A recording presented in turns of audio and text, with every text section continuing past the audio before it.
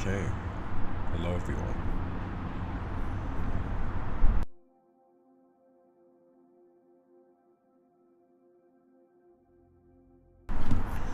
Welcome to an episode where some guy on his balcony wonders about the future. The title for tonight's episode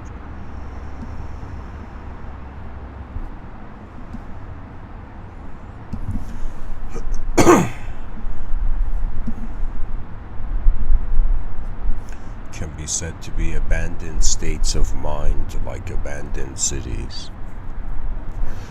And as one person on this planet, for a moment I thought, what would it feel like to be in a world that had been abandoned? You know, there's some people who abandon the world, and there are some who the world abandons them, poetically. But this is not an absolute, it's just the breath of poetry. What I really wanted to talk about, what fascinated me enough to give a talk on, was this idea that just like we have abandoned cities that used to, let's say people used to live in them, and they don't live anymore. So similarly, I thought in the inner realms, if we had an inner city, in other words, could it be that states of mind are abandoned like cities? Pretty much that's the inspiration for this episode. And so I thought about, how many human beings have lived so far on this planet. How many human beings have had different attitudes to the different world they could see?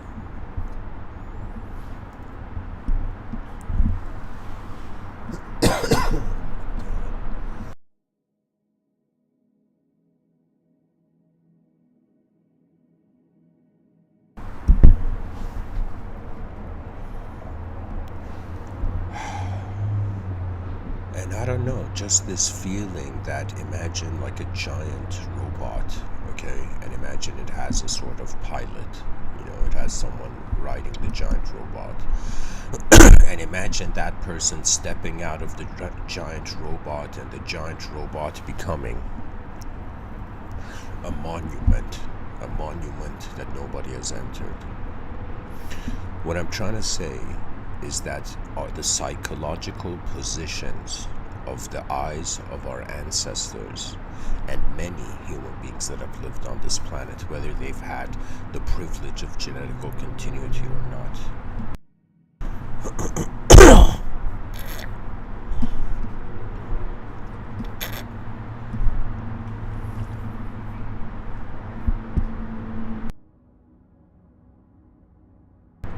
Excuse me, guys.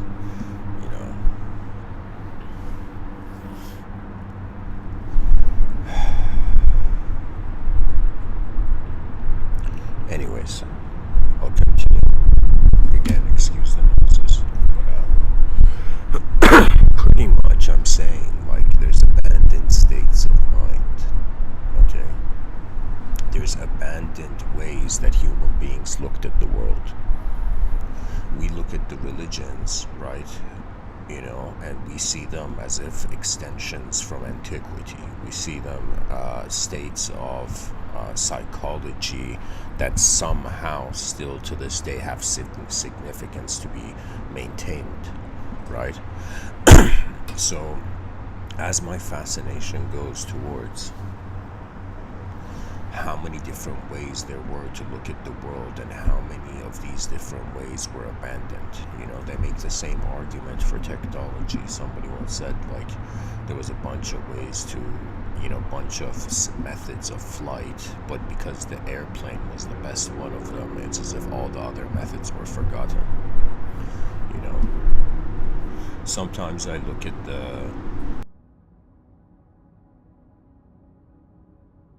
the relationship of the present to the past. So I look back and I see so many things we were doing we're not doing anymore as human beings, and I think about in the future, it's not just going to be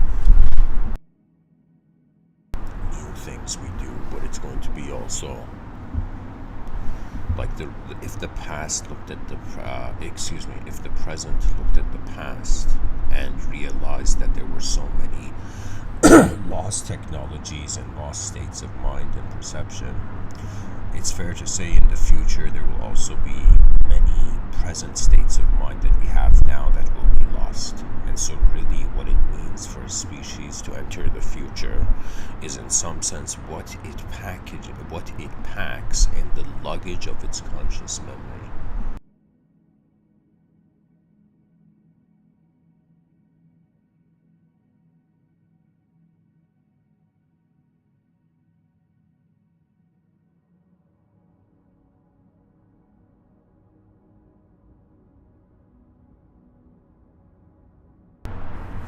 You know, when I look at my own life and I think about my abilities, who I am, who I have become,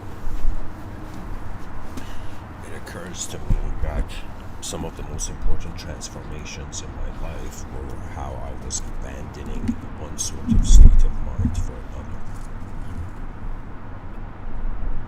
That's honestly it. At first, I thought I was just a physical entity.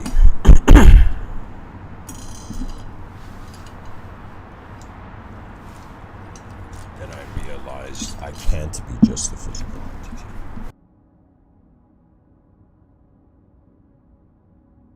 Pretty much the greatest proof that we're not just a physical entity is dream states and just the mind. Ever since I had a experience where I could consciously move in a dream state, I got convinced that as much as the body simulates a mind, the mind also simulates a body.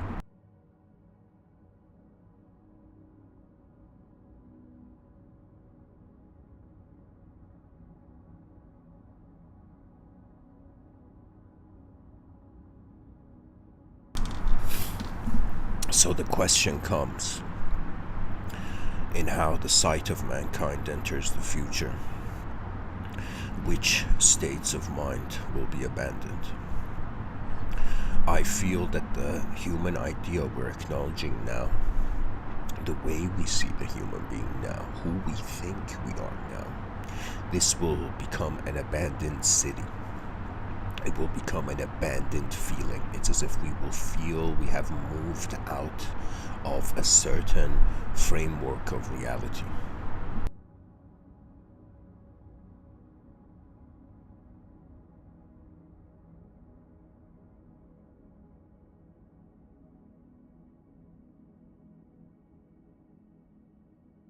Let's create a story where, you know,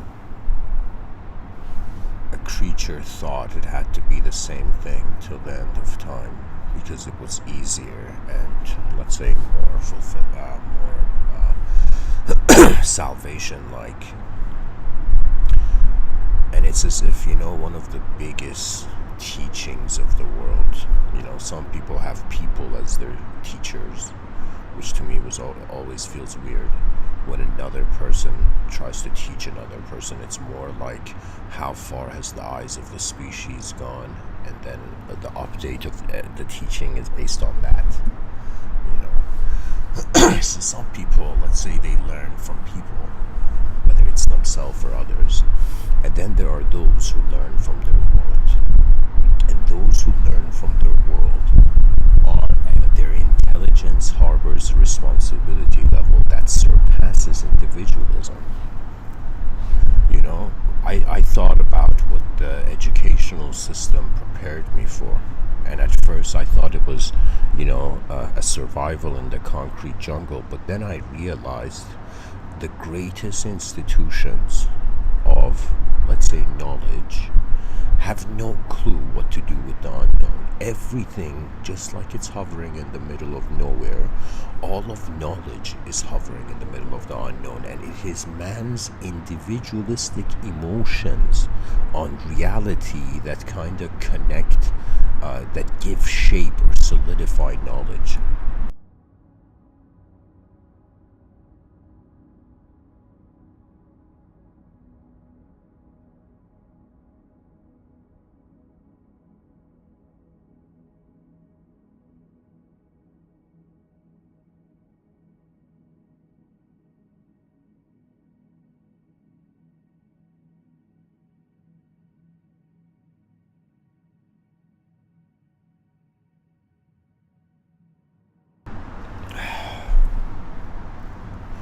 So ultimately, my effort in this moment is to make the viewers realize that we are occupying a city of mind. We are inside an ideological structure that represents reality, an ideological model, an abstract model of reality. This whole time we have thought that to be real is the ultimate, to seek the real is the ultimate. But the bizarre thing is that it's like we're using abstraction to pinpoint reality.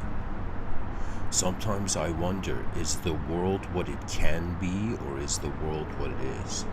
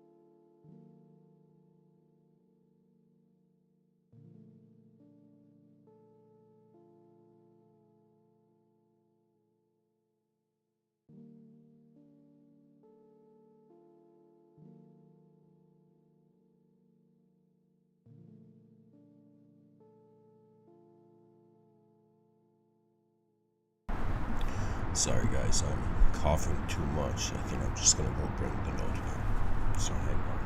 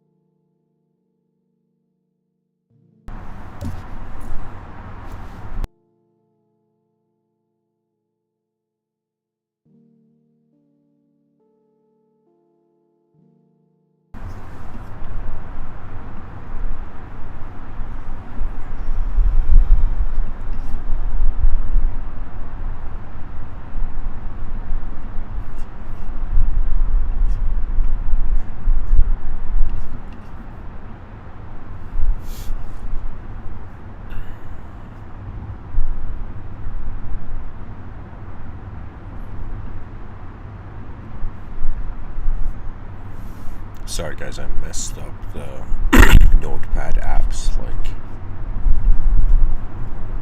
the natural space, like it was open. So now I gotta readjust it so it fits the frame of the live stream, whatever.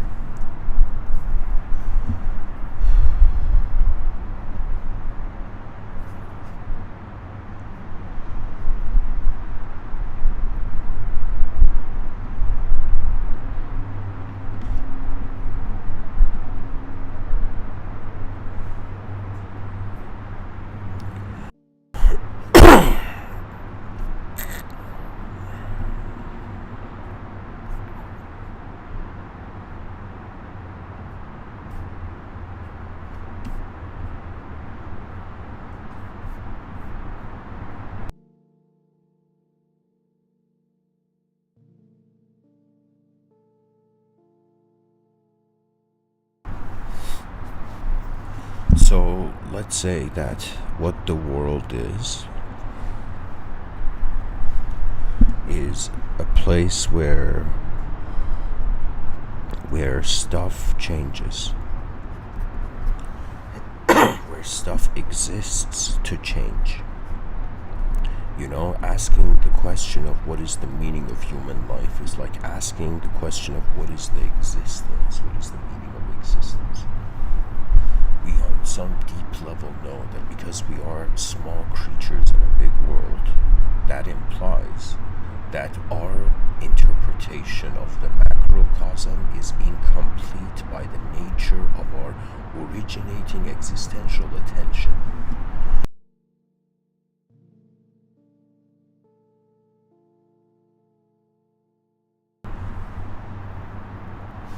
So the world is a space where, as stuff in this space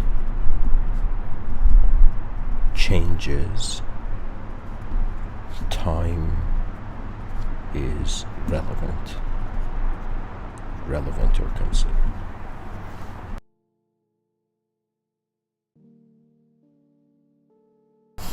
So, if we have this sense that a creature, let's say, I'll write creature here.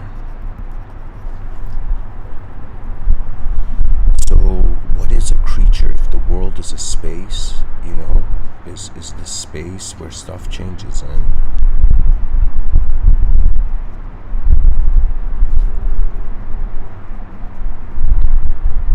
Time is literally the privilege of us being able to be aware of how the world is changing.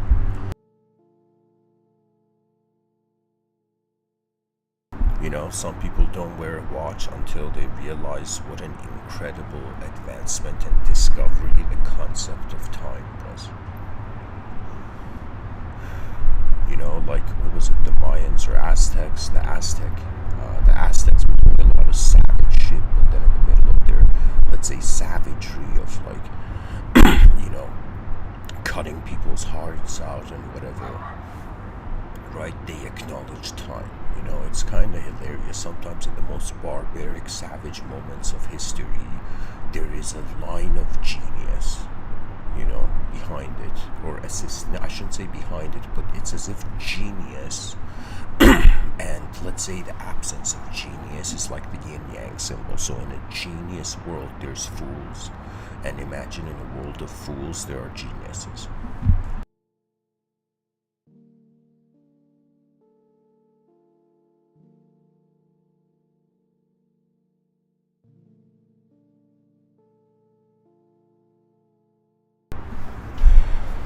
So a creature is the stuff in space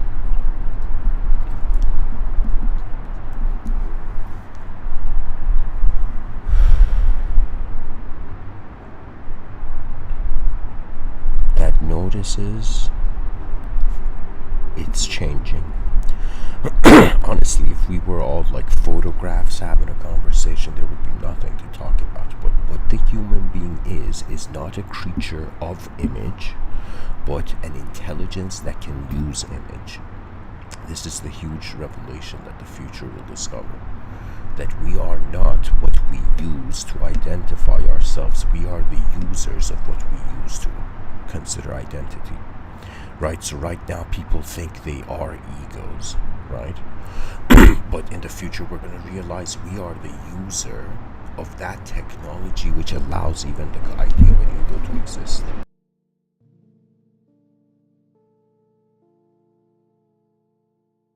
Right now in 2022, people are under the impression that they are alive. In 2222, people may have the vision that they are the user of life, as if we went from being a known physical entity to an unknown user of this entity as the space of its mind. The mind is like how space could see.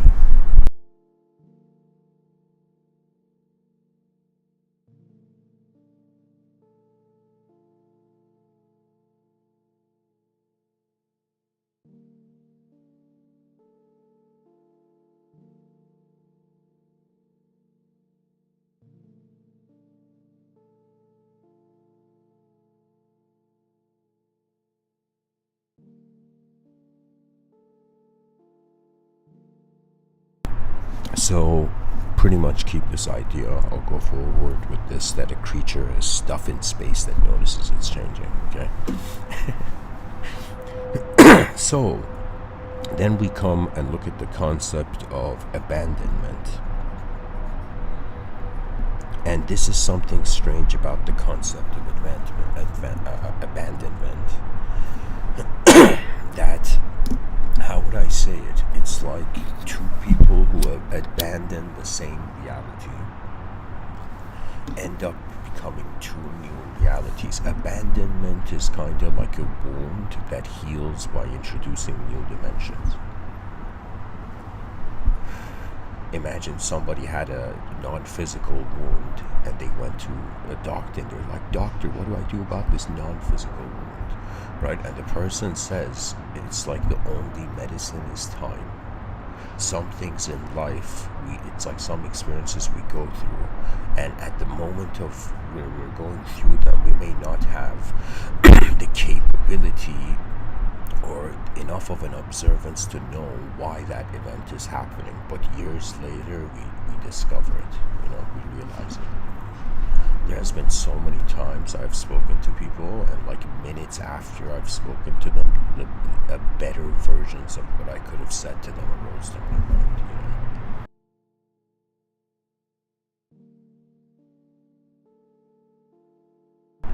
So when we look at the concept of abandonment is like exit of old reality through the entrance of new reality. And let me tell you something bizarre, right? We as human beings may feel like to abandon something is a big deal and a person has to think about it, but abandoning something physical. But it's more like somebody considering, like, to abandon something is to reinterpret how stuff is being in space. Okay, and we abandon our minds when we go to sleep. But let me explain to you a better term than abandonment would be logging off.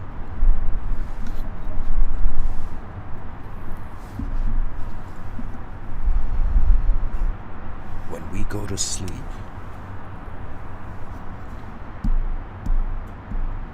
here, let me just write this stuff down. Another term for abandonment is just logging off. So logging off from the old,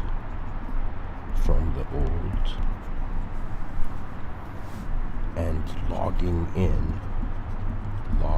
in to the new. So pretty much we as human beings have no problem abandoning our inner perspectives throughout the day, right? Like the person lives a life, lives a day and then goes to sleep, and that moment where, let's say they're in their bed, their eyes are closed, and before they fall asleep, this question comes. It's like, what was the value of the day? For me, going to sleep is like going into a state where I am not a conscious psychological entity. Maybe in dream states like that presents itself, but deep sleep is kind of like an inner death, right? And if the idea of death is like there's nothing there, okay. So it's like the concept of things stopping. Like, think of it as if the world is the system that creates things, maintains things, and at some point those things that are maintained get destroyed, right? So it's as if we, as the human being, we're looking at creativity and creation and being like, that's divine, that's super creative, like that's the imagination. It's like that our dreams and ambitions and visions of life have all been dipped into imagination first. So what I'm trying to say is that we don't have a fear of abandoning an inner psychological state, because the intelligence present in the conscious waking state. And why am I saying conscious waking state? Because the ancients saw primarily human life tunneling through 3 states. So right now I'm giving this talk in the conscious waking state. There's the deep sleep state. In deep sleep, it's hilarious. Nobody has suffering, nobody is enlightened, nobody has problems, because there's no content to be separate enough to interact with the world in deep sleep. But in dream states, like there is, dreams are kind of like very bizarre. Dreams are like, if people forgot the religions, let's say if people forgot morality and a sort of idealistic purpose to reality, and so it's as if, for me, the backup system, that means if religion was a backup system for a human being to not lose sight of its importance of its relationship with the unknown, right? Dreams would be where our dreams, like the nature of the mind, dreaming is like, the mind's like, okay, I got to experience some real stuff, now I'm going to experience some unreal stuff, right? But the hilarious thing is, it can experience the unreal. That means I've had a dream. I'll tell you this is one of the most bizarre dreams I've had. But imagine like a giant robot, and imagine that the giant robot had a sort of, let's say, architecture of a spine. And it was as if I just saw this view, that it was as if from a tunnel I was going through this very complex machine. I don't know how many people in their dreams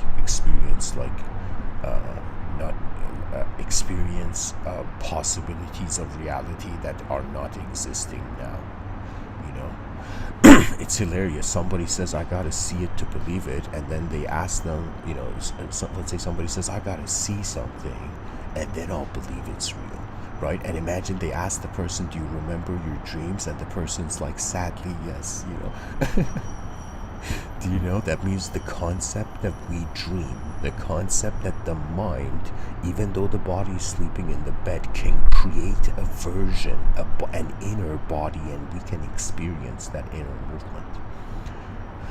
Our mind is so strange, right? That we have any sort of definition for it that's accepted. It's like a definition accepted too soon. So anyways, what I'm trying to say is we don't have a problem logging in and off of states of mind. Let's say there's somebody at the peak of a mountain, and when they look south, they get access to a sort of view, a sort of state of consciousness. When they look north, they get access to a sort of specific view and state of consciousness. When they look east, they get a certain access. When they look west, they get a certain access. And what are these? These are like the mind in accordance to the new stimuli that enters the moment moment readjusting the principles of the context of its acceptance of reality. What we are is a living mystery that has found a temporary way to identify itself. We are that part of nature that opened its eyes and realized how unimaginably vast and big it was, and we're like, okay, instead of acknowledging the infinitude of reality, we'll just create stories relevant to only our biological dimension. There may come a time in the future where it gets boring to be a human being.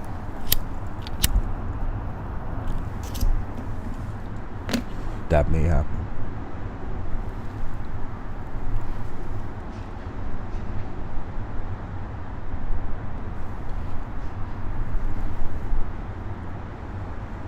But it's really far away. It's not, I'd give it like an estimate of like 4,000 years. For the next 4,000 years in the future, we may,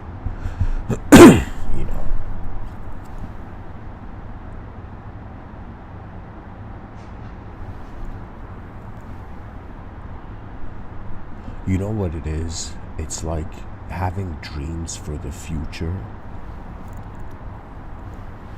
is like looking for a secret in the unknown, right? This world is so remarkable that our karma is so obvious. Karma is how, that which is looking through your eyes is seated in an existential auditorium, and the performance of reality, it's as if like it's not that we are in reality. Reality is in the experience of an unknown entity.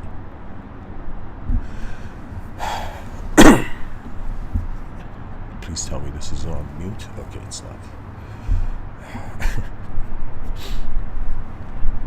You see, guys, I'm trying to say that we are creatures that became satisfied with stories, just like in old school movies. You'd see like, the evil bad guy after he eats his dinner, like the pompous king or something, after eating dinner, like the person would like, let's say the person ate cake with their hand and then they, eat the cake from their hand. What I'm trying to say is that the kings of the past will become servants of the future.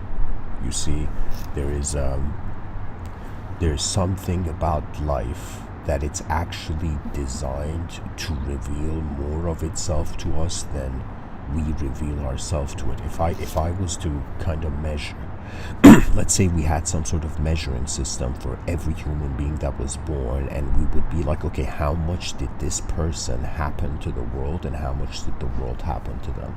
That means how much did who you are as a being reveal itself in nature, and how much did nature reveal itself to you? This is such a fascinating thing to consider because it depends on trust.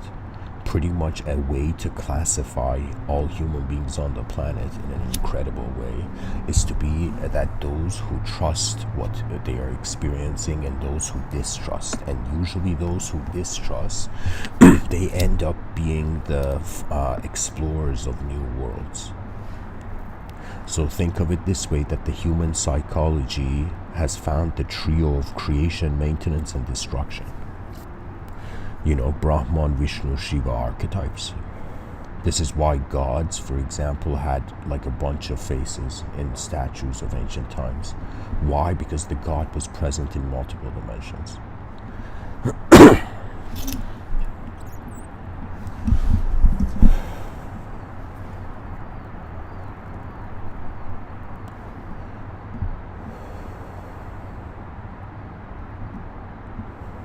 When I think about it, it's like some human beings are destined to create things. Just by even looking at history and being like, what's happened so far? Some human beings, a percentage of humanity has created, has found new dimensions, has brought forth new dimensions. A percentage of humanity has maintained dimensions. and a percentage of humanity has destroyed dimensions. And the biggest issue with violence in the world is that it's hilarious. It's like old people are not being violent and young people are, and it should be reversed, right? Let me tell you why. Because in life, in accordance to our energy, in accordance to the position of existence we occupy, our experience can move. And just like a pilot in an airplane has to know what it's looking at before it can pilot the plane of existence, life is going to be seen as this bell curve, where at each phase of the bell curve, through an accurate ageism, right? That means it's like an advanced civilization will have pinpointed the most important activities. For example, people in their 20s can do, people in their 30s can do, people in their 40s can do, people in their 50s can do, right? And you know, the way the human intelligence has been continuing was that it's kind of like, I'm going to ignore the world and work for, you know, let's say the legacy of my own genetical lineage, right? But in reality, there will come a moment where every person on the planet will laugh at how they could have even cried in this world. There is a presence of attention that is simulating everything we are seeing, everything we're experiencing. Even me speaking right now, there's been times, guys, where I've brought up, like, opened up mystical topics, and midway in the talk, I'm like, what am I talking about? You know, like, to myself, I say that, and then I really take an effort to go and look into it. And there's been moments midway of me giving a talk where I'm like, wait a minute, am I a person? Am I memories being, reformatted to the present experience, or am I an unknown being? Do you know how ridiculous it is? Like, let's say a creature lives its whole life thinking that it's like, you know, a shape. It's like a certain person. And imagine midway through the journey up the mountain of personality, you began to realize there are secret ways that culture hasn't happened yet and can happen. What the concept of abandonment is like, we are sacrificing a moment of cruelty for the potential of another world. You know, like, I don't like to say it, but sometimes I totally understand why before the era, like right now, the way we're being minds is so convenient that sometimes I have thought the way our ancestors, like Buddha was born, like Gautama Siddhartha, which is the name of the Buddha is a title which means awakened one. So Buddha, he went towards trying to solve the ultimate problems of reality at a time where there was Brahmanism before them.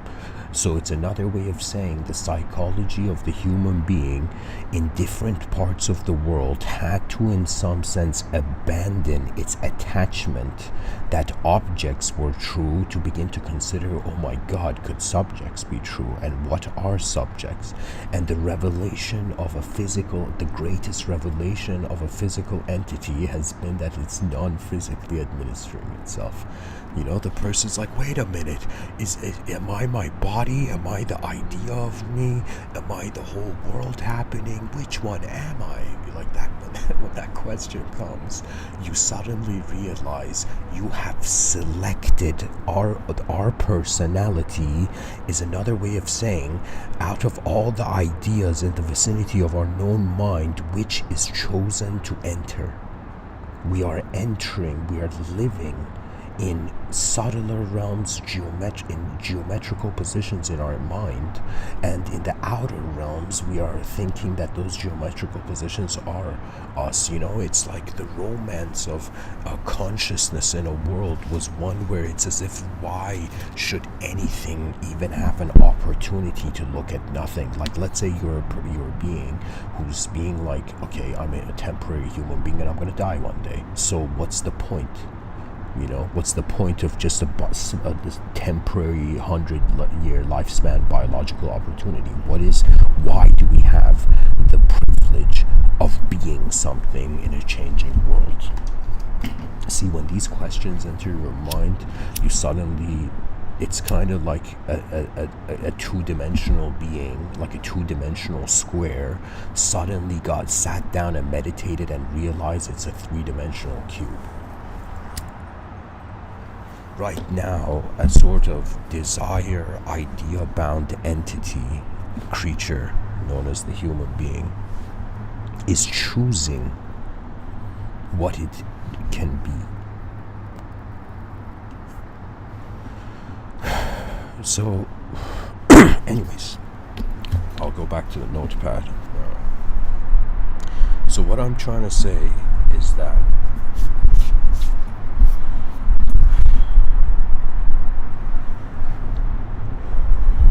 how does abandonment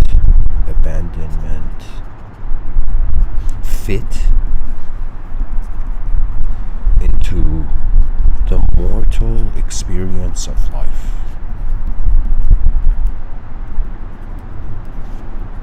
Into the temporary experience of life. We're like, okay, in the middle of nowhere, a bunch of creatures on a rock, walking towards the end of their biological time.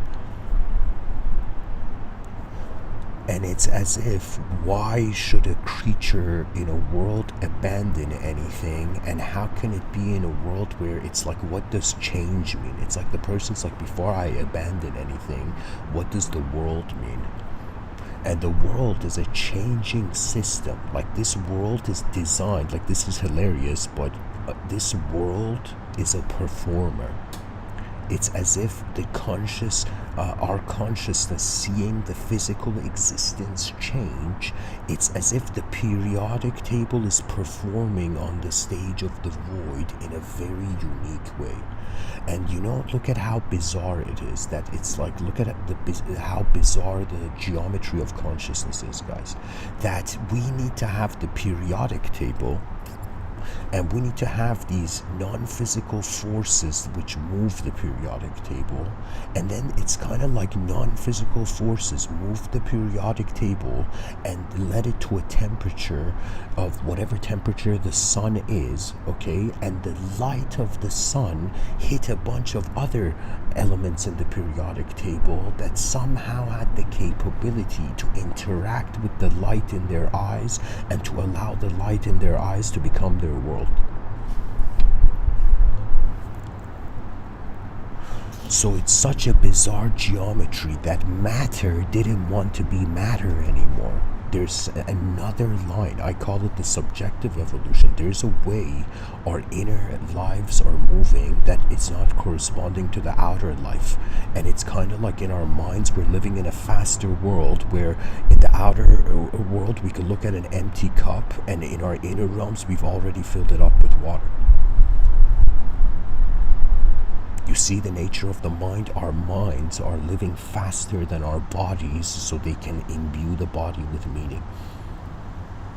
It is time for the human species to forget the egoic achievement of an individual victory, and to realize after all individuals are victorious, like every person who attains an individual victory, there's a greater mountain to climb. You know, for me, the geniuses of Earth are those who are wondering about how collective victories are possible. Do you understand? It's kind of like, you know, if a bodhisattva was the commander of reality, reality would be aligned to the values of greater dimensions, not lesser. Our species feeling it's evil, feeling it's gonna fail, distrusting every moment it's in civilization, these are all ignorance. The ignorance that we have forgotten. Why not the greater potential of the moment define the value of the present, rather than a past that chained us to a mistake that couldn't be rewinded?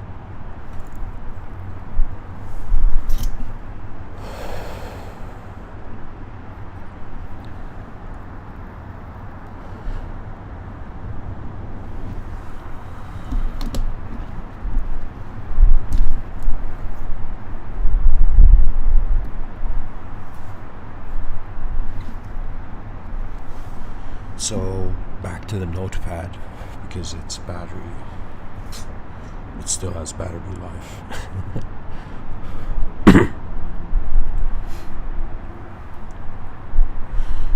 So it would be in the sense that a changing world,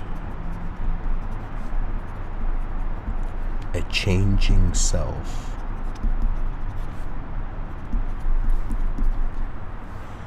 an unknown attention that moved it all. You see, when we realize we are the users of existence, then multidimensionalism is second nature. The idea is not to believe or disbelieve, and so I'm not talking in a way where I'm saying to people, you have to either believe this or, you have to disbelieve this, and then you're in the original earth.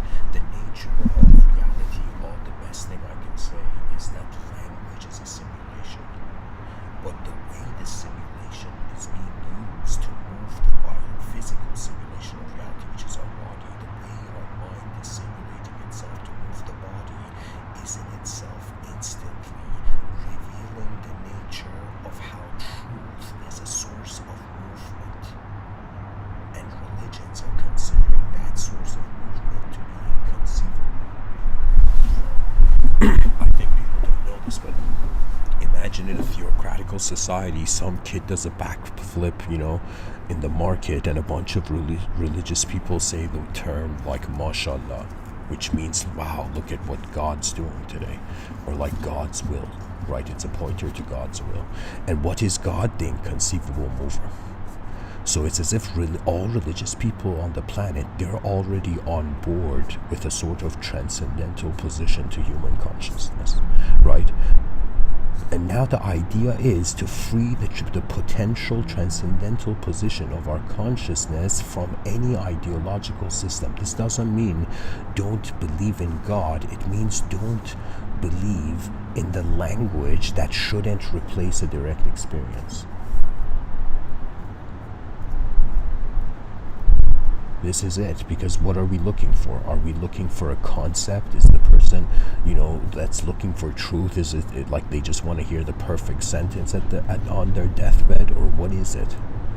It's as if it's as if there's something more here. The world was a question mark, but we treat it as an exclamation point, and we killed each other because of it. And let me tell you why the ancient Greeks said to tame the savageness of man and make gentler the life of this world. Why? Because in the gentleness of the life of the world, the mind will be more wild than the body.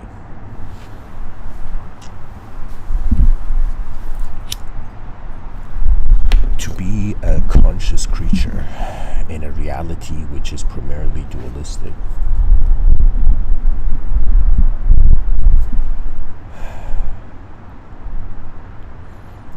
it's like the poetry of the ultimate questions. What do we do with change? Or in some sense, what is the greatest way we can change? And at least my observation on it would be that for now is to incorporate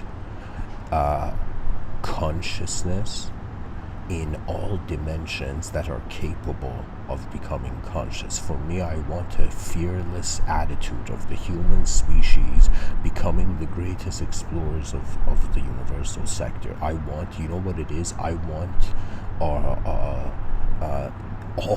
egos, anybody who is a sense of self, to wonder about the greatest possibility of humanity. That means the person puts aside the idea of the soul, the person puts the idea of the illusion away and says, whatever, I'm being something and the world is being somewhere, and so what can this attention do? And you'll notice poetically the roars of your own soul. So you'll suddenly realize ways your true nature is being present that has nothing to do with ideological systems. Because the nature of this world, how abandonment fits into a temporary life of a creature, is that the creature is abandoning everything. Like everything, like when we go to sleep, we're like goodbye who we were that day, like and we wake up the next day feeling as if there's something different. So really what it is if our psychologies didn't reset, if we were immortal, like to be an immortal in a changing world is like to internally turn a film into define a film by a photograph.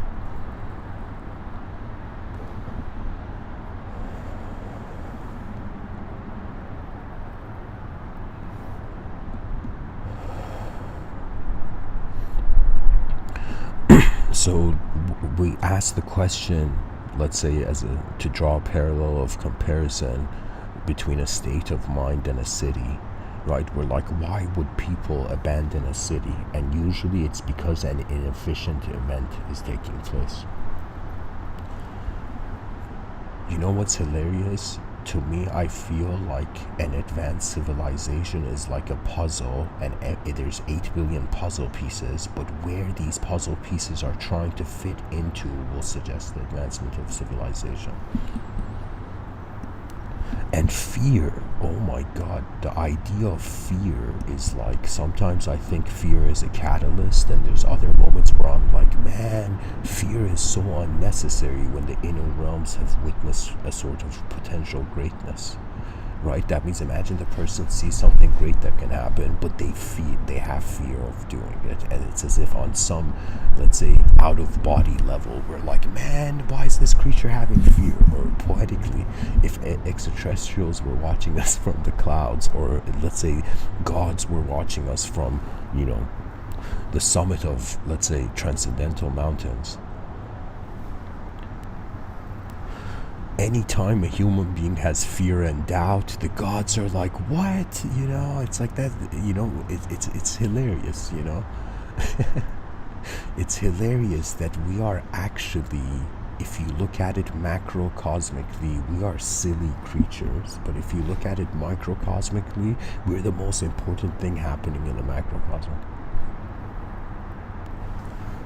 It's like, imagine a person in the future, like right now people, let's say we define their characters through the ethics of like, okay, is this person good or evil, right? Like all the superhero movies are like the battle of good and evil, right?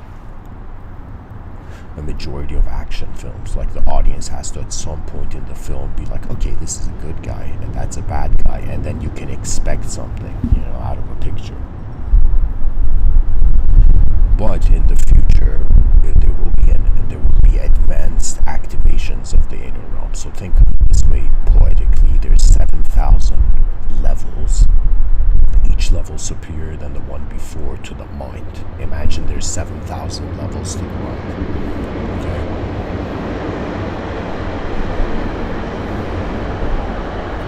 Our species is like in the level 250, it's like, or you can even say like level 1, okay, here, let's say in a 4 level, I'll make it easier, in a 4 level game, imagine the mind has 4 levels, 4 ways, whoever you are listening to me, that you can unlock your mind, whatever this mind is, right?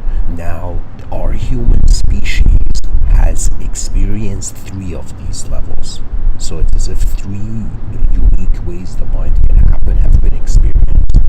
Okay, so what is that? One of them is to be a singular being. I think everybody to some degree, it doesn't matter, even the most, it's as if what did the insane person and the sane person have in common? They were still being a person to themselves. A sort of analysis of the intent of action to come to originating from accepting something first. It's like, if I don't accept I'm a human being, then what? It's like, how can I talk about humanity?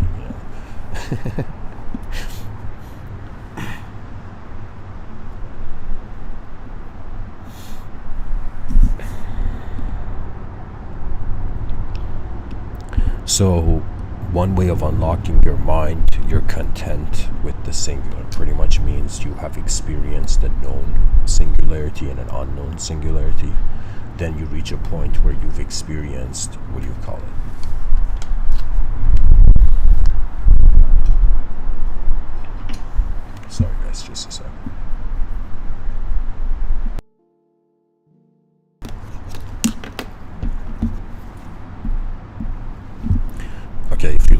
screen, let's say there's 4 levels of the mind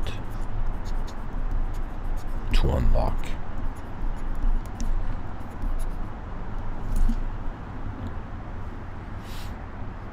And guys, if people are looking at the screen and they're like, Mr. Within, what's up with your handwriting? I'll be like, imagine you've experienced the greatest handwriting and then you don't care what your handwriting is. But anyways, 4 levels of the mind to unlock. These 4 levels, I find the moment the human species can acknowledge all 4, then it unlocks a very unique ability. Seriously, like when the species has a capability to acknowledge 4, let's say 4 ways the mind can happen, then there comes a next level of freedom, the freedom of the future generations. Even the poets now would be like, what do you want me to say about it, you know?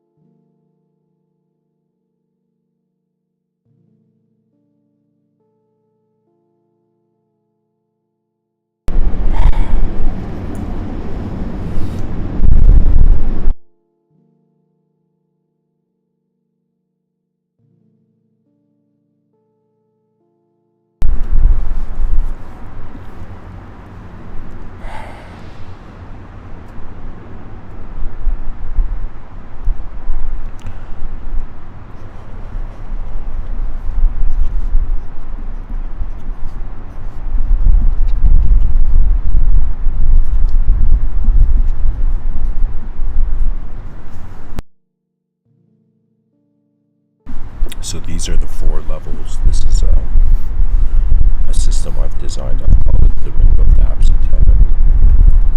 So let's say a person wants to, technically this is 1st, 2nd, 3rd, 4th. So the concept of abandonment, it fits into this because there's a level. The 1st level is to acknowledge space. So think of it this way: understand space.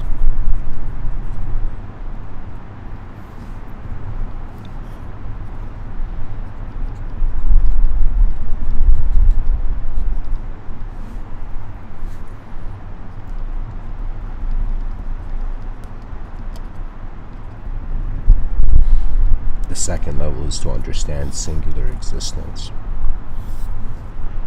The 3rd level is to understand dualistic experience. And this is another way of saying the 3rd level is like you're capable of being a witness of the linguistic simulation rather than someone who's enchanted by language to a point where they think they are the language.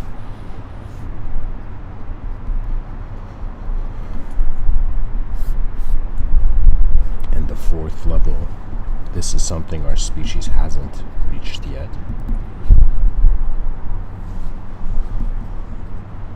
Infinite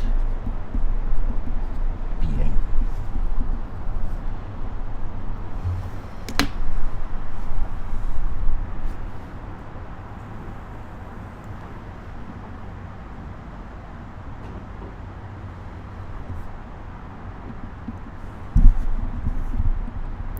So think of it this way, to make this more practical and memorable to the viewers.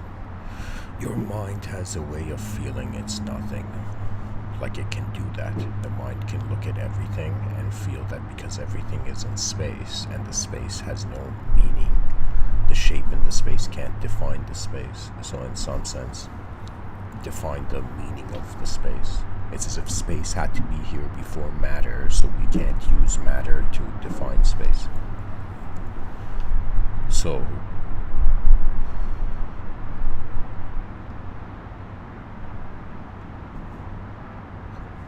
perhaps even Shiva would agree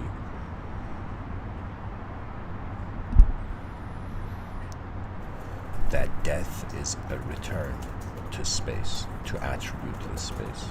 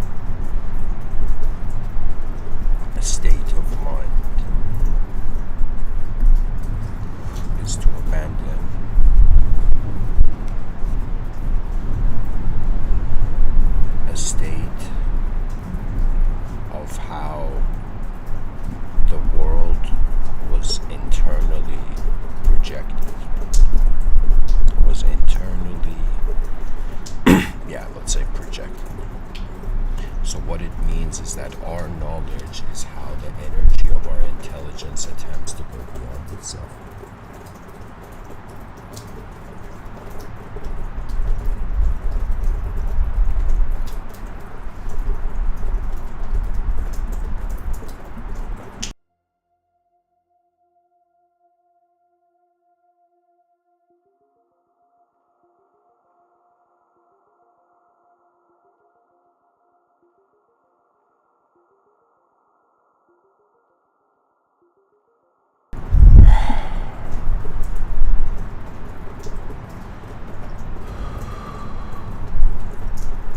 Existentially, there is no such thing as time. Existentially, there is no time. time, but experientially there is. Think of it this way, that our species had a time limit on advancement. Imagine a command that arose to the universal sector.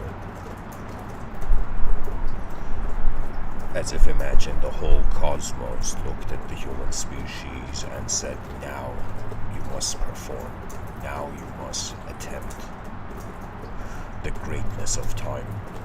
Do you know that means the human being is this ability, this power in the realm beyond any sort of technology or magic? We are a present force. What consciousness is the flag of divinity into the mundane. You know, planted in the mundane. We are the eyes of a living universe, disguised as names.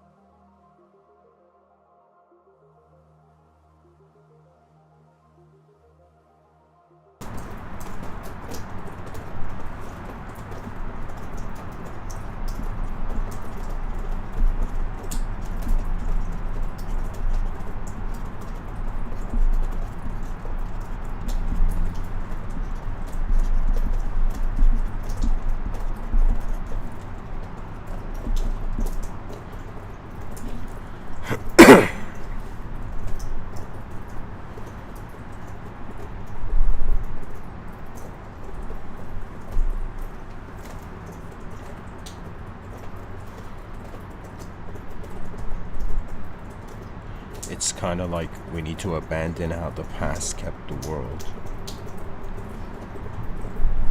If we want the future to be a new world.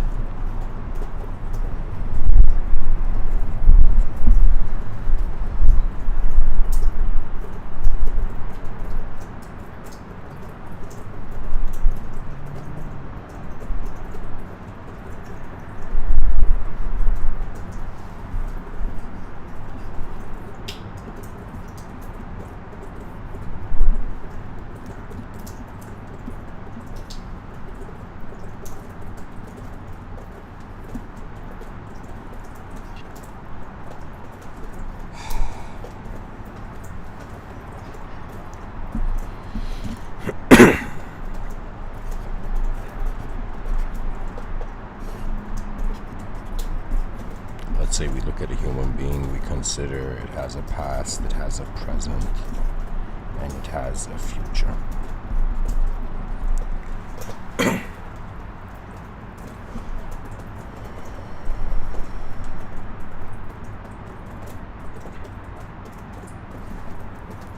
Or let me even draw it like a chart, okay? Where, let's call this the future, let's call this the past.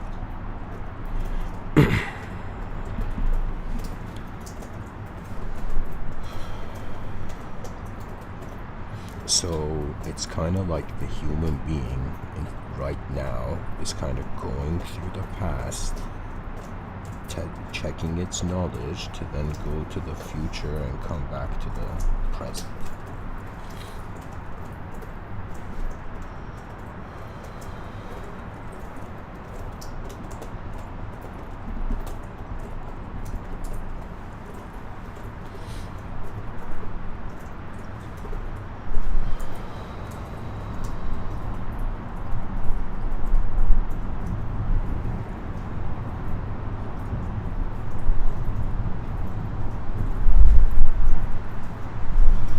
But anyways, what I'm trying to convey here, guys, is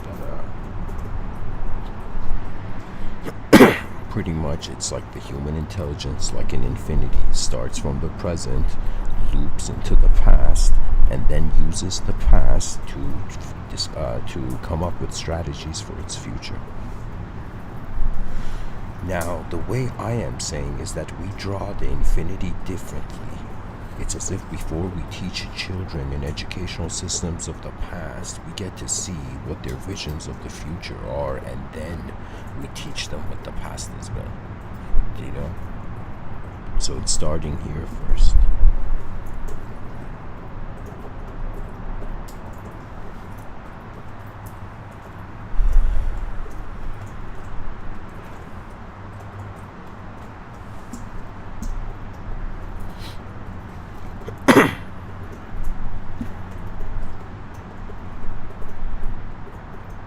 Let's say that there will be infinite states, infinite states of mind in the future. So if there's going to be infinite ways that human beings are going to be born and their minds are going to behave, it's as if our life is our role in an infinite system that has achieved or attained consciousness to the world.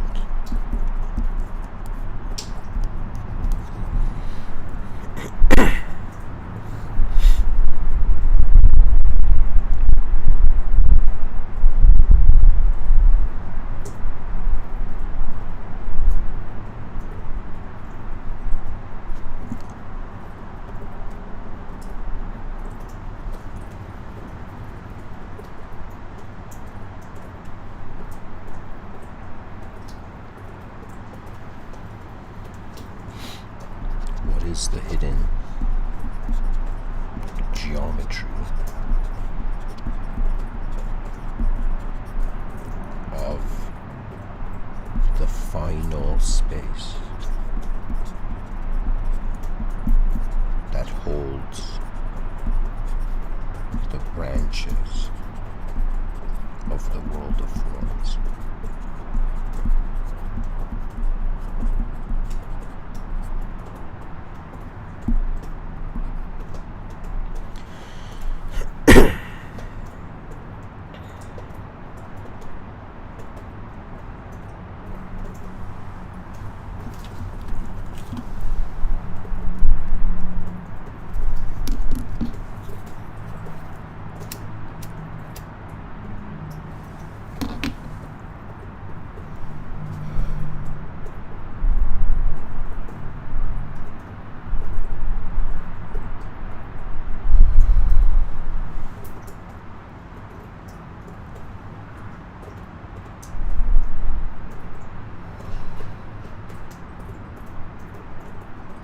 You know, it's kind of like a human being being like, why am I in the world? Then the human being realizing the world is being held through 4 dimensions, and then the human being being like, why am I in these 4 dimensions?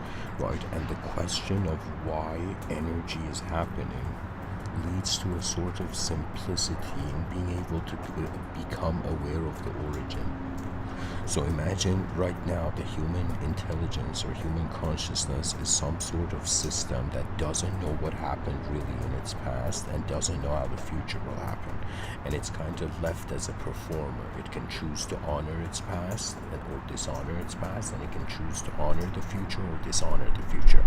We're living in 2022, a year where, let me tell you why Civilization 1.0 is dishonoring the future, because it doesn't want to change.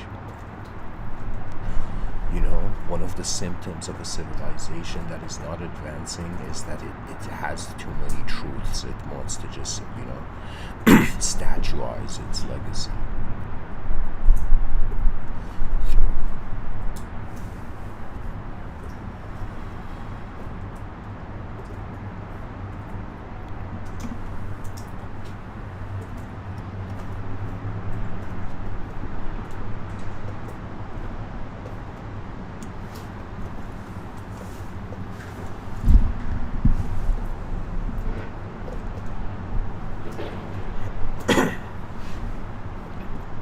Okay, my attention has come to the chat section.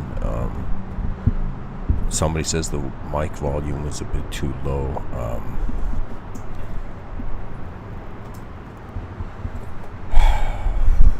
I've just put a, less louder song. Maybe that would help.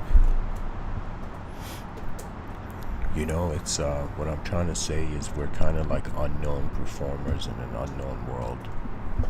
We look at the world, we discover the relationships of how the world is moving us and relationships of how our self is moving us. If a person's character and personality is based on events where the world is moving them more than their sense of self is moving them, it's as if they have forgotten the purpose of eyes in a world is to advance the world. Like, this is the ultimatum. Right? It's as if we think about, like right now, whoever who are listening to me, most people on the planet are seeking perfect lives, right? So these perfect lives, let's imagine what the most perfect life on earth would be. The most perfect life, okay? And this question is being asked in a way where every person on the planet ever walk on the planet can, in some sense, ask. But the idea is like, okay, let's try to fathom the perfect life from 2022 on Earth. And it would be as if, like, okay, what can the species be doing that it isn't doing?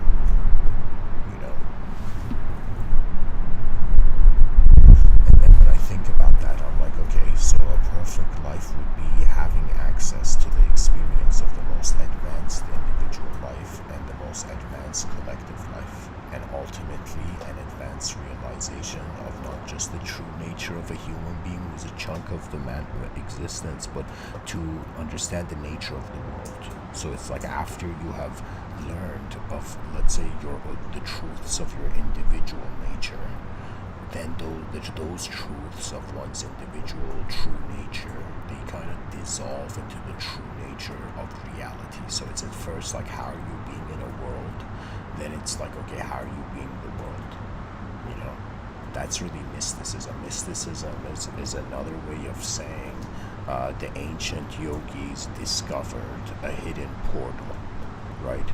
There's something about reality that just is like a glitch in the system. It doesn't make sense. The nature of the mind imposing its meaning on the void and then seeking purpose. It's kind of like there's mysteries before. It's like there's mysteries before we could have any answers, right? Or whatever answer we find will not respond to the depth of the mystery,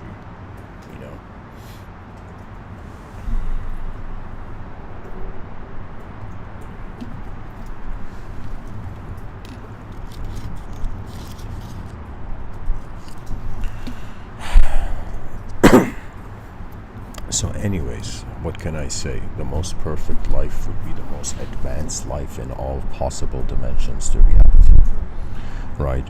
So I would imagine that it would be a fearless state because there is too much understanding to have fear, right? This is, how would I say it? What's his name?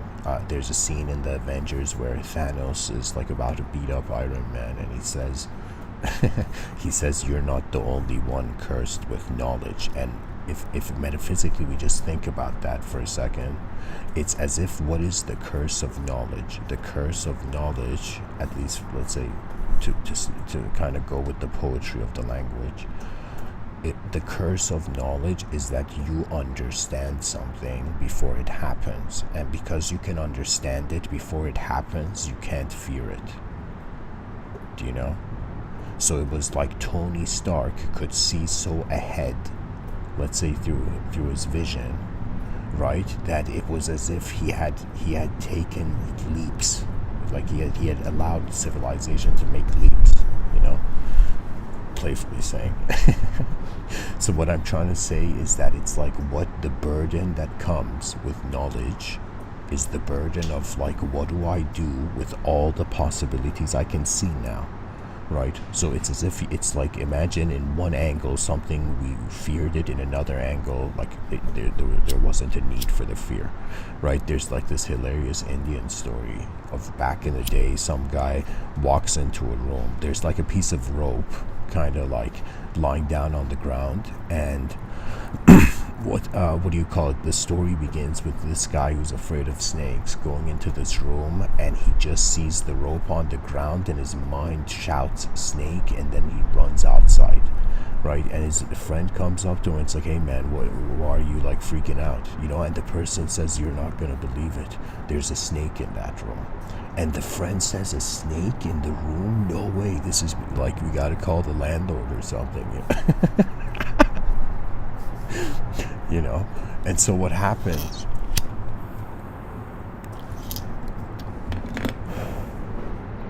is that the friend goes in the room and sees that there's no snake, it's just rope.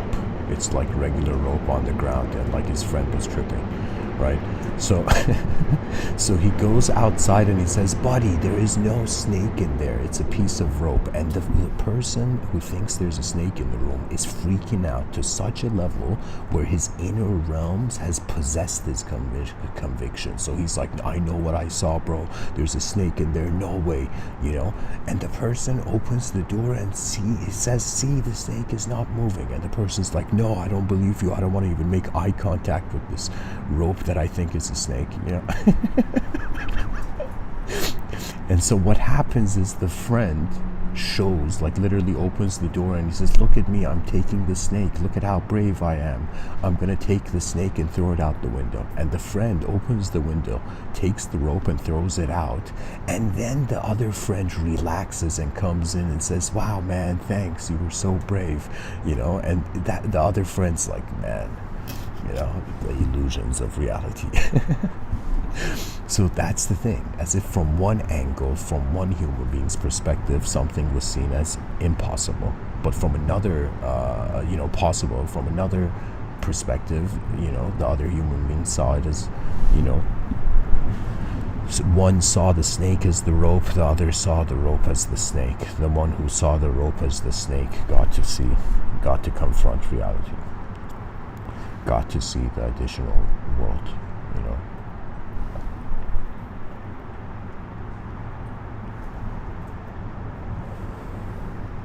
Guys, I don't know how to respond to poetic questions,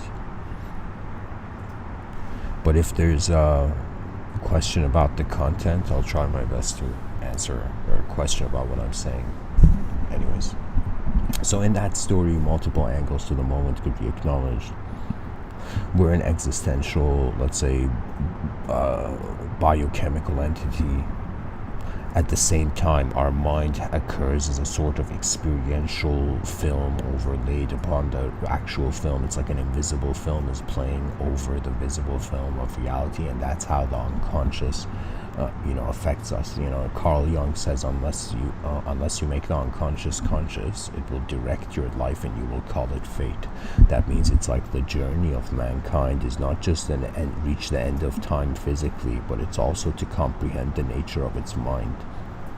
It's like the hidden agenda of the capability of consciousness to master its dimension.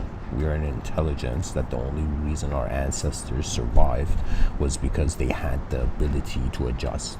But now we've reached a point where civilization is being inefficient, and we're like, do we adjust to an inefficient civilization, or what do we do?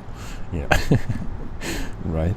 So so Mr.Within is kind of suggesting, I'm like, this podcaster is saying, hey, human species, what if we acknowledge that the human being was a multidimensional being, because there's unknown ways its intelligence is happening and known ways its intelligence is happening. So if the whole world entertains the seriousness and the playfulness involved in realizing there's something to be done as a species, right? It's the greater chapters of human history, right? Right now we're in the chapters of human history where individuals don't trust the collective enough to advance their civilization. Human beings are more like trying to find paradise than rather than build it. But to build paradise means that in the inner realms there has to be the experience of it, right? We're reaching a point in human civilization, I'll give it like a span of 600 years. In 600 years, 100% the species has not only acknowledged, like, it would be the legend of the sub-nations, you know, legend of that moment in history where all the leaders of the world were like, what are we doing here? You know, let's just recast the system, you know, rewrite the story of humanity, and in some sense, and bring it in the sense, okay, I'll say it this way. It's like, if we want the future generations to be really advanced, we have to live in a way that is the most advanced to the past. That means if the human species is like, wait a minute, we don't know what an advanced civilization looks like. You know, it's like the sorrow of being alone in the cosmos suddenly turns into, like, you know, how the effort of consciousness has been an indirect service to the human species. You know, some people act like kings in the human species, but there's others who act like servants of the world, right? We're here to serve the world, but not the present, the future. You know, it's like, imagine if the future was a king. It would be, in some sense, like, it would be as if, like, those human beings that in 2022 live for the greatness of the world in 2622, let's say, they will be at a point where the human being would be incredibly advanced, incredibly playful, and what we think is humor, it has a bigger destiny. Like, you know, it's like we're living at a time where it's like, just like the oxidization system in an astronaut suit that kind of like allows it to have pressure to go forward or sideways.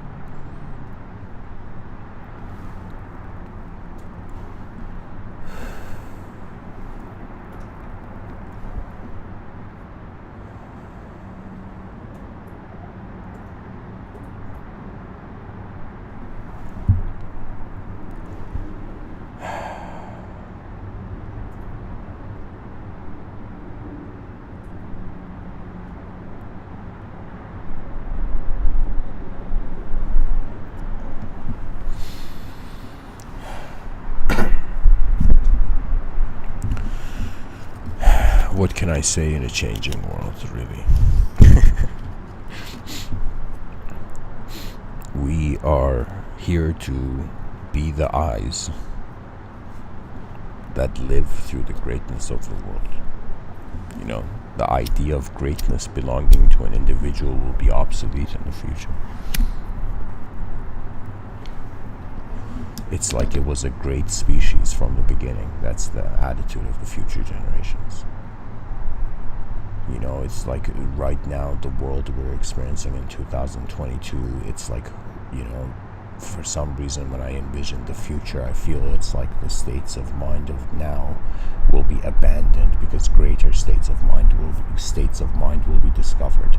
And just like hilariously, it's like the food a person eats suggests like the quality of their energy. It's kind of like the technologies our species discover will define the way it activates. Like, you see, it's like life is like the human intelligence was this part of nature that had an ability to receive nature, and so it's as if different dimensions walked to the human being that could see them, you know.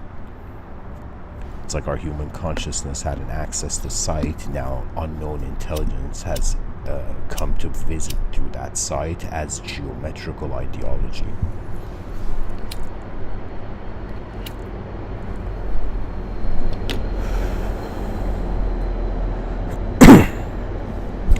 In Shintoism, they believe that a highway of souls is passing through all matter. It's as if souls are of a greater dimension and they're passing through everything, right? So like this cup of coffee right now, it's being like an instantaneous body for a highway of souls in Shintoism. That means there's a spirit to everything that is being experienced by the spirit, you know.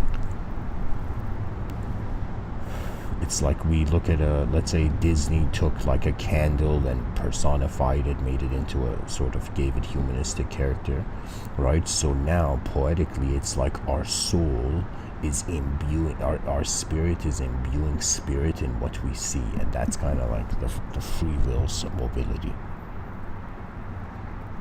So it could be that the way we are living now, I mean, obviously, every day we live, we kind of abandon the state of mind of yesterday, right? Or not abandon, but like, kind of like reset the moment. Because there's that feeling, like there's an energetic, let's say, shift, the body rests and awakens with energy. So it's as if because the energy of the day is new, we think that the whole day is new, right, to some degree. It's like we have consciousness of yesterday's checkpoint, and we have the direct experience of the present, like right now, just like a pilot, let's say pilots an airplane.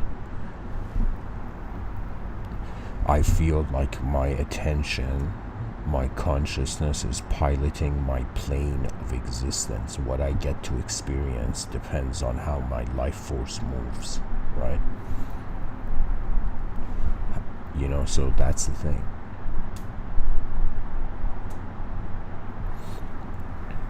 It's hilarious, like we're unknown beings wondering about the truth of reality.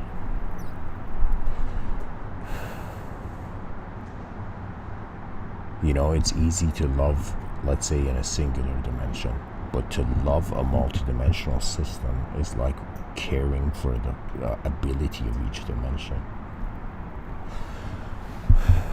Imagine, like, this is what the advanced civilization really is. It's the suggestion that all human beings could be building a great project rather than individually competing in a sort of Hunger Games of who has the greater self-simulation. Right? It's as if we serve the world, and in doing so we have served everything in it.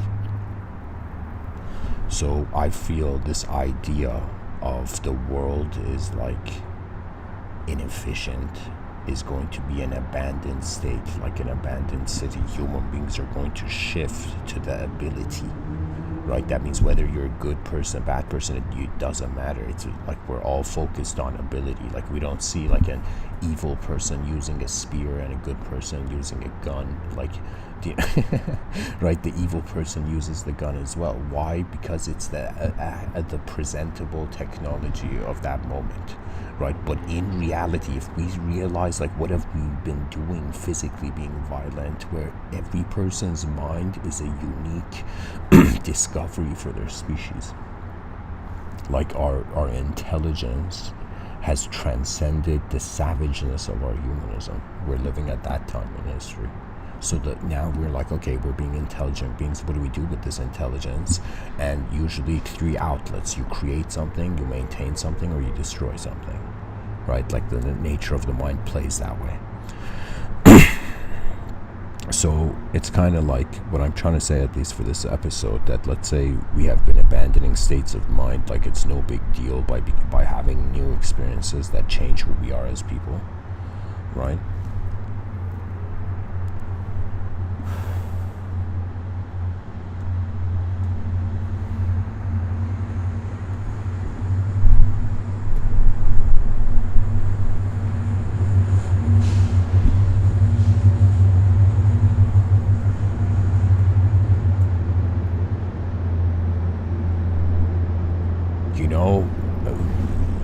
There's a lot of slogans in history where they're like, long live past empires. But what it's as if, imagine, someone shouting in the streets, long live the future, right? Because what are we all living for? The nature of life being temporary, us being mortal, means that what we are as a person is limited.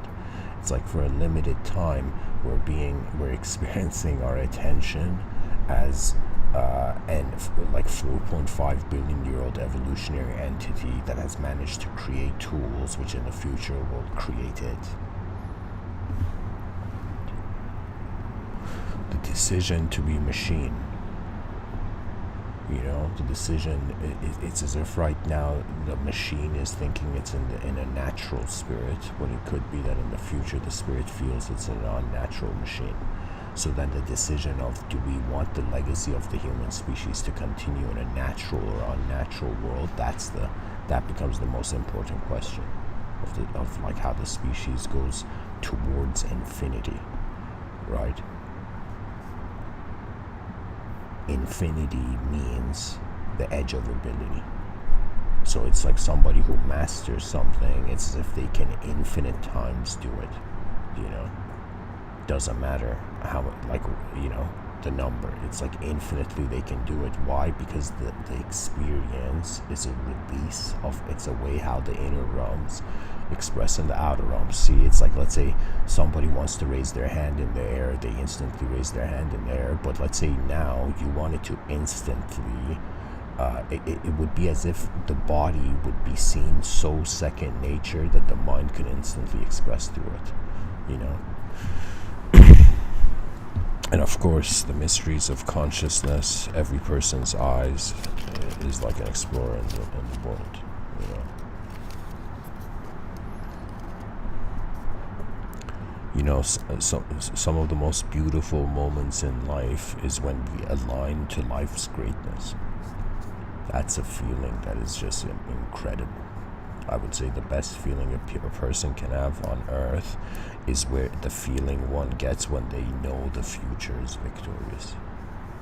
When it's like our species, regardless of what sort of corrupt moral, let's say global decision it makes, it's too smart to not know how to solve its problems. So what I mean is that the species knows it can be better, but it's not being it. But because because it knows it can be better, like it doesn't let itself break, you know. So it's as if it's like, imagine a three-dimensional being living in a two-dimensional civilization and being like, wait a minute, something feels off. And the idea of an advanced civilization is to make a three-dimensional civilization, to make a civilization where through greater dimensions allowed the space for new ideologies to emerge, to create new patterns of human behavior.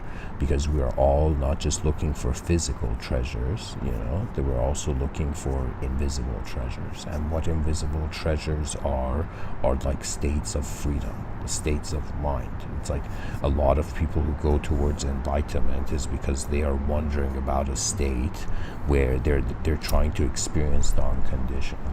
But the unconditional is instantaneously real. So only in an instant can a person be enlightened, you know. I'm telling you, because the eyes are living in accordance to their newest conscious memory.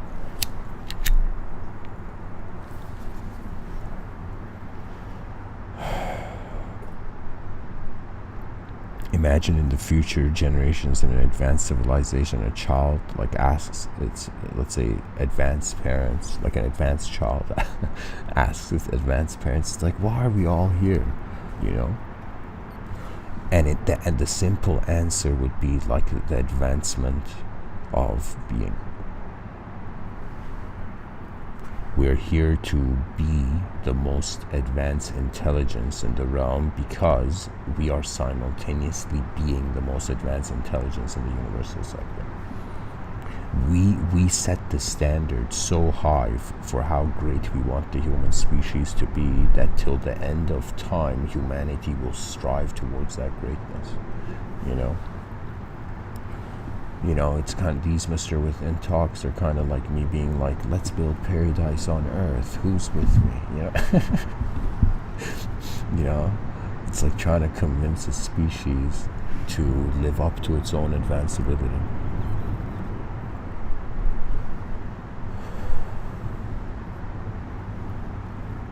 We're living at a time where truth is funny. Right? Like if we even look at like what stand-up comedy is, it's like, you know, moments of truth kind of surrounded by, you know, corruption, You know, it's hilarious. It's like we're seeing a truth to reality, and because we see the truth, we know something is a simulation, and then laughter ensues. Really, what speech is kind of like a moment's ability to move as a shape. So it's like in the future they're going to have an incredible understanding of what shapes mean to consciousness, and how shapeless states are dehumanized states of intelligence. So if we say there's something called human intelligence, okay, so that's limited to the human idea. But if we separate and we say the human being is a state and the intelligence is what's moving in the space, you know? So imagine a sort of nameless, invisible wind of an intelligence moving. It's like you can't name a collective state of mind, you know, it's very difficult.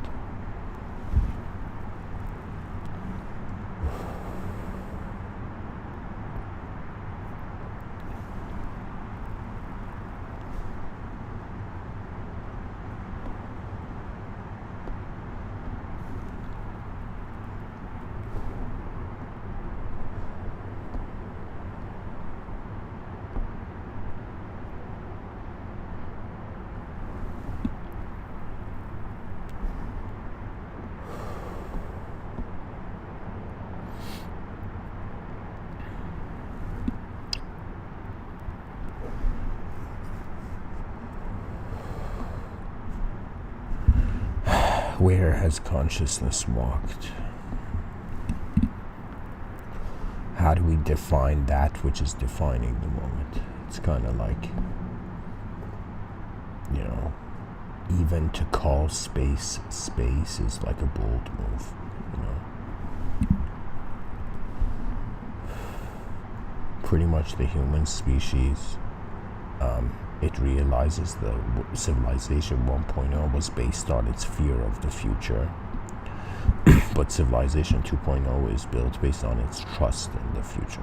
And so if we don't trust the world, we don't give it an opportunity to advance, right? So it's kind of like, regardless of how corrupt and inefficient civilization becomes, human beings need to have the ability to, in some sense, to live true in a corrupt world. Why? Because the future deserves our true life. Do you know? We're living at a time where people are hiding who they are because we need an artificial simulation of reality to make us ignore the intensity of the actual reality. It's like everybody right now who is a personality, you're inside a kingdom. You're being sheltered from the unknown dimensions of intelligence by the nature of the story you live in, right? But when you experience those unknown dimensions, one must have the capability to know that they are human on such an instantaneous level that dehumanized states are secondary observances. So it's another way of saying, like, the true nature of the moment was untouchable. You know, it's like an instantaneous truth can't go anywhere. Anyways, guys, thanks for listening. And we're all here to get to see how far our species sees in the void, you know. Everybody should act like a problem solver, where we're trying to solve the universal problem of what is humanity's greatest relationship with the world, right? And when, as the species, like I you know, what I see in the future, I see incredible brainstorming sessions, right, where human beings from different walks of life are trying to, like, build the most incredible roads, you know.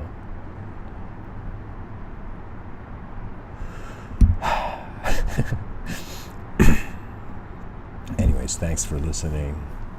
Rise, mankind, rise. And what if our eyes were free from the beginning? And it's like, how do we build an incredible civilization starting in a free world? That means the most advanced civilization would be the most advanced state that the human being can experience, the idea of freedom.